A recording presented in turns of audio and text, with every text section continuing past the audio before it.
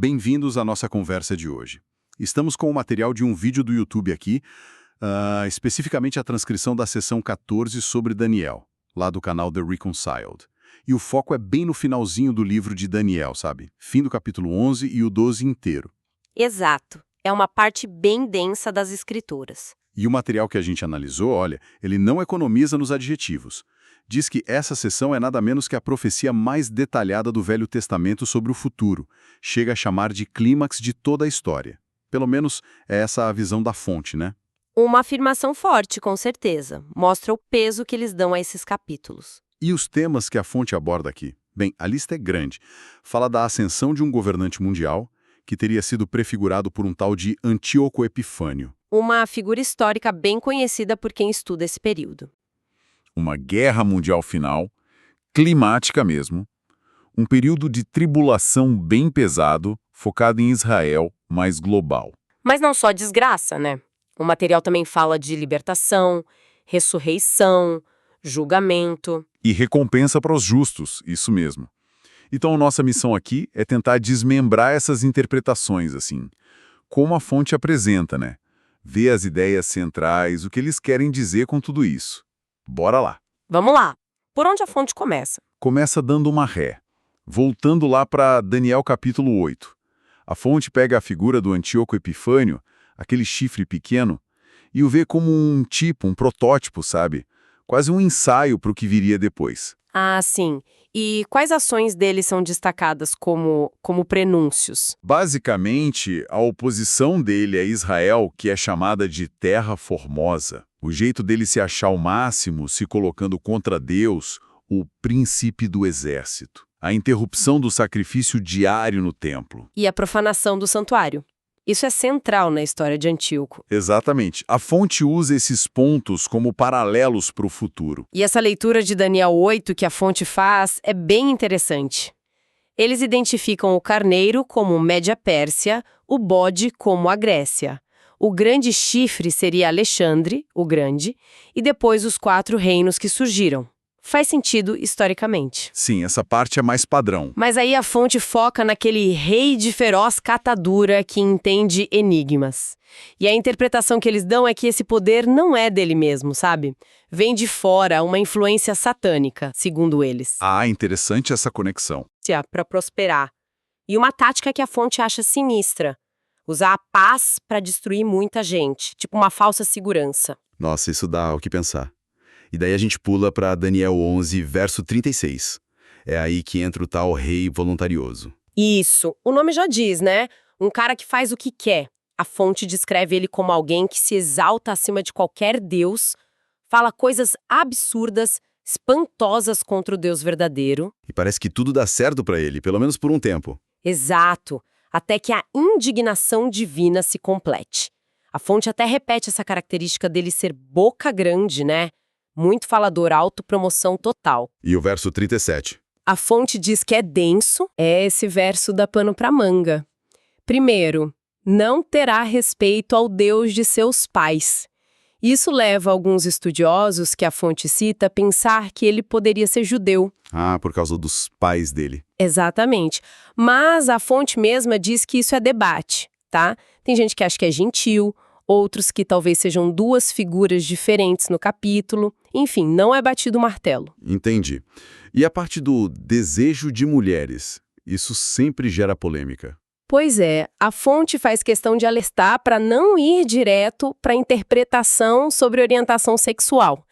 Diz que alguns rabinos antigos viam isso como referência ao Messias, tipo o desejo de toda mãe judia de ser a mãe do Messias, sabe? Que interessante. Uma leitura bem diferente. Sim, a fonte não descarta outras possibilidades, mas insiste para a gente olhar o contexto judaico, a língua original, não simplificar. Faz sentido. E a conclusão do verso é: nem a Deus algum terá respeito, porque sobre tudo se engrandecerá. Poder total. Total. A visão da fonte é que o mundo vai estar num caos tão grande, um vácuo de liderança, que esses caras sobem e talvez domine até estruturas como o Vaticano, Meca. O objetivo seria o controle global mesmo. Assustador. E os versos 38 e 39, o que dizem? Olha, segundo a análise, ele vai honrar um deus das fortalezas. A fonte especula se isso seria poder militar, tecnologia, algo assim. E um deus a quem seus pais não conheceram, oferecendo ouro, prata... Um culto novo estranho. Exato. E agindo em nome desse deus estranho, ele distribui poder para quem o segue. E aí vem um ponto que a fonte acha crucial. Ele repartirá a terra por preço ou por lucro. Repartirá a terra. A fonte liga isso aqui. Diretamente à terra de Israel. O material lembra que Deus, no Antigo Testamento, já tinha avisado que julgaria as nações que tentassem dividir Israel. Ah, então eles veem uma conexão direta com a situação atual. Sim, a fonte menciona as pressões geopolíticas que Israel sofre, né? O dilema que eles citam entre ser um Estado judeu e a demografia. A possibilidade de uma maioria não judia levar mais pressão para dividir a terra. Entendi a complexidade que a fonte aponta. Razões práticas versus o que eles veem como vontade divina na Escritura. Exatamente essa tensão que o material ressalta. Ok. Seguindo diante na leitura da fonte, Daniel 11, versos 40 a 45. É aqui que a coisa esquenta, né? O tal cenário do Armagedon. É bem por aí. A descrição é de guerra total. O rei do sul, que geralmente associam ao Egito ou ali para baixo, ataca esse líder. E a resposta? O rei do norte vem com tudo. A fonte diz que, historicamente, seria a Síria, mas eles mencionam que alguns estudiosos hoje especulam que poderia ser mais ao norte ainda, talvez ligando com Gog de Ezequiel 38, mas reconhecem que é debate. Mas a ação principal é clara. Claríssima, esse rei do norte vem como um turbilhão, força total, carros, cavalos, navios, e invade geral, inclusive a Terra Gloriosa, que a fonte identifica como Israel, claro. E nesse meio tem aquele detalhe curioso que a fonte destaca, não é? Tem sim, no verso 41. Diz que Edom, Moabe e a maior parte de Amon, que hoje seria a Jordânia, escapam da mão dele. E por que isso seria importante? A especulação da fonte é que isso pode ser um plano divino para criar um refúgio. Lembra que Jesus, em Mateus 24, fala para quem estiver na Judéia fugir para os montes quando visse a abominação da desolação? Lembro sim. Então, a fonte sugere que essa área na Jordânia, talvez Petra, que é historicamente um lugar seguro e montanhoso, seria o destino dessa fuga do remanescente judeu fiel. É uma conexão bem específica que eles propõem. Nossa, que interessante ligar essas passagens. E o fim da campanha desse líder mundial, como a fonte interpreta os versos finais do capítulo 11? Olha, ele parece estar no auge. Domina outros países, controla a grana do Egito, tem líbios e etíopes na cola dele, mas aí chegam notícias do Oriente e do Norte que o deixam pé da vida. E ele reage mal, claro. Com certeza, sai com grande fúria para destruir geral. E monta o seu palácio, seu QG, entre os mares Mediterrâneo e Mar Morto no glorioso Monte Santo, ou seja, em Jerusalém. Bem no coração de tudo. Exatamente. Só que é ali mesmo, no pico do poder e da blasfêmia dele, que o texto diz: chegará o seu fim e não haverá quem o socorra. Fim abrupto, sozinho. Uau, um fim dramático mesmo. E isso nos joga direto para o capítulo 12, então. Direto. O capítulo 12 já começa naquele tempo, conectando com a queda desse cara e tudo que estava acontecendo. E o verso 1, olha, a fonte considera esse verso importantíssimo. Por quê? Porque eles identificam como o verso que Jesus cita lá em Mateus 24 para descrever a grande tribulação. A frase é quase igual: tempo de angústia, qual nunca houve desde que houve nação. Ah, a famosa grande tribulação. Exato. E nesse mesmo verso aparece Miguel, o grande príncipe, se levantando por Israel. A fonte reforça o papel de Miguel como o arcanjo guerreiro, protetor de Israel, sempre lutando contra Satanás nas Escrituras. E a tribulação em si, como a fonte a interpreta? A visão apresentada é que, embora seja global, o foco principal é Israel. É o tempo de angústia de Jacó, como diz Jeremias. O propósito, segundo a fonte que cita Ezequiel, Oséias, Zacarias, seria purificar a nação. Purificar. Mas parece terrível. E a fonte não minimiza isso. Cita Zacarias 13, que eles interpretam como indicando perdas enormes, talvez 2/3 da população de Israel. É chocante. Mas, no meio disso tudo, a promessa é firme. O teu povo será salvo, todo aquele que for achado escrito no livro. Tem salvação para um remanescente. Entendi. Tribulação e livramento. E depois disso o capítulo fala de ressurreição, né? Verso 2. Isso. Muitos dos que dormem no pó da terra ressuscitarão, uns para a vida eterna, outros para a vergonha e desprezo eterno. A fonte aqui sugere uma leitura um pouco diferente da tradicional. Como assim? Eles propõem entender como muitos dentre os que dormem, estes ressuscitarão para a vida eterna, ou seja, um grupo específico primeiro. E os outros, mais aqueles, ficam para depois ter vergonha e desprezo eterno. Ah, tipo, mais ressurreição em etapas. Exato. A ideia seria uma ressurreição inicial dos justos, talvez o Antigo Testamento, mártires da tribulação, e os outros esperariam um julgamento final lá do Apocalipse, o grande trono branco. É a interpretação que a fonte apresenta. Faz sentido dentro dessa lógica. E o verso 3 fala da recompensa desses primeiros, então. Isso. Os que forem sábios resplandecerão, e os que a muitos ensinam a justiça refulgirão como as estrelas. A fonte especula se isso não seriam mestres judeus fiéis naquele período difícil, talvez até liga com 144 mil de Apocalipse, mas é especulação. E destacam algo sobre vida eterna. Sim, que essa é a primeira vez que a expressão aparece claramente no Antigo Testamento.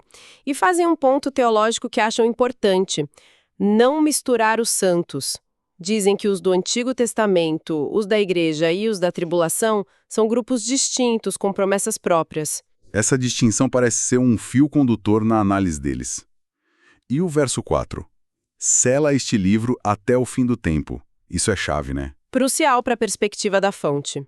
Primeiro, esse selar o livro é o oposto do Apocalipse, onde mandam não selar. Para a fonte, isso significa que o entendimento completo de Daniel era para o futuro, para o tempo do fim.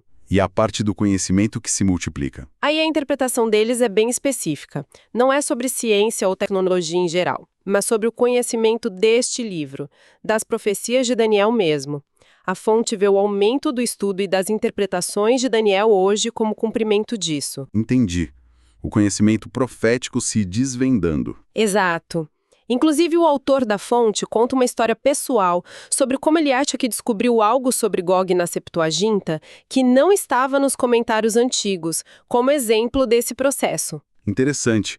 E os versos 5 a 9 continuam nessa linha do mistério? Sim. Daniel vê mais anjos, pergunta quando será o fim. A resposta vem com juramento. Um tempo, tempos e metade de um tempo. Os 3 anos e meio de novo. De novo. A fonte conecta isso direto com Daniel 7, Apocalipse 11 e 13. É um período-chave. Mas aí Daniel diz: ouvi, mas não entendi. E a resposta é: vai, Daniel, porque essas palavras estão fechadas e seladas até o tempo do fim. Ou seja, nem o profeta entendia tudo. Exato. E a fonte usa isso para dizer que a interpretação não pode ficar presa só ao que o autor original entendia.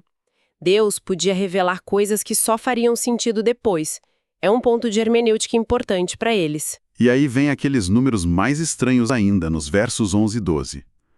Os 1290 e 1335 dias. A fonte decifra isso? Olha, aqui a fonte é bem honesta. Dizem basicamente: não temos ideia.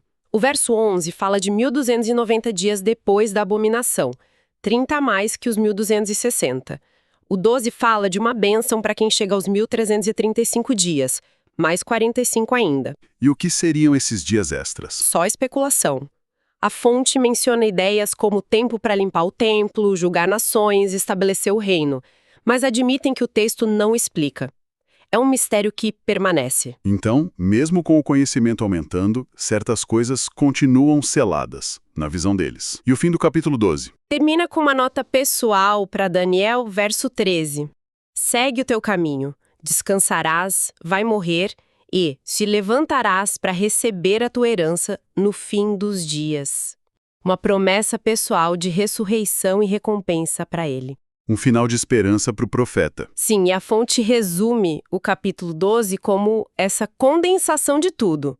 Governante mundial, religião falsa, guerra, tribulação, libertação, ressurreição, julgamento e recompensa. Ufa! Bastante coisa mesmo. E depois de analisar Daniel, a fonte meio que junta os pontos, né? Compila as características dessa figura do fim dos tempos, o tal anticristo, usando Daniel e Apocalipse. Que perfil eles montam? É um perfil bem sinistro. A análise destaca: ele faz o engano prosperar, comparam com a marca da besta controlando a economia, se engrandece, blasfema contra Deus, como em Apocalipse 13, usa a paz para destruir, ligam ao cavalo branco de Apocalipse 6. O opositor direto de Cristo. Exato. Recebe poder de Satanás, promete segurança falsa, é inteligente, persuasivo, mas o fim dele é certo, pelo julgamento divino. A fonte também falou de muitos nomes para ele, né? Falou sim, e é impressionante a quantidade.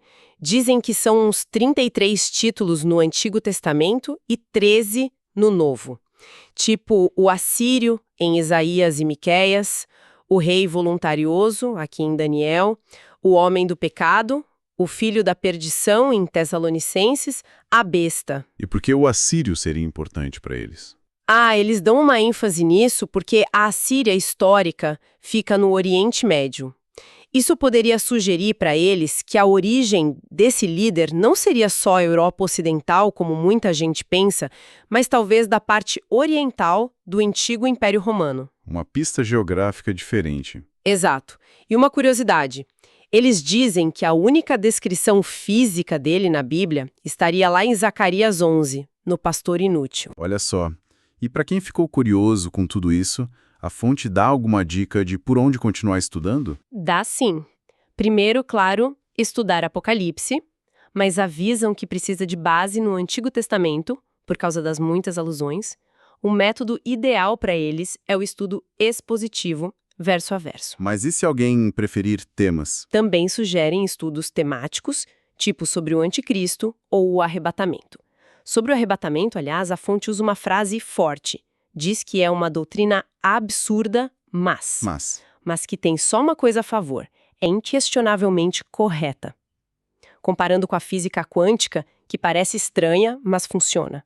É uma forma bem peculiar de defender a ideia. Bem direta, né? E recomendam muito o estudo bíblico em casa, em grupo pequeno, e usar as ferramentas de hoje. Enciclopédias digitais, softwares de estudo. O incentivo é para todo mundo se aprofundar pessoalmente nesses textos. Entendido. Então, para a gente fechar nossa análise aqui, baseada nesse material da fonte, né, a transcrição do vídeo, a gente viu a interpretação deles sobre Daniel 11 e 12, cheia de detalhes sobre o fim dos tempos, um líder mundial poderoso e enganador, um conflito global centrado no Oriente Médio, uma tribulação terrível para Israel, mas também a promessa de intervenção divina, salvação, ressurreição, juízo. É um cenário completo que a fonte desenha. E fica aquela pergunta, né? A própria fonte diz que Daniel foi selado até o tempo do fim e que o conhecimento ia aumentar.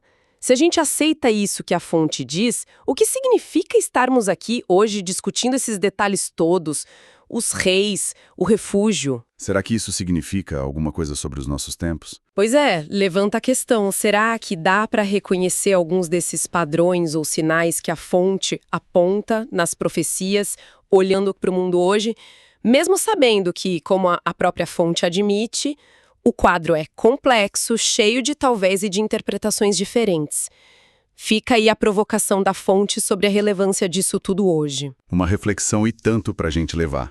Muito obrigado por essa conversa. E obrigado a todos que acompanharam essa nossa exploração do material. Até a próxima. Até a próxima.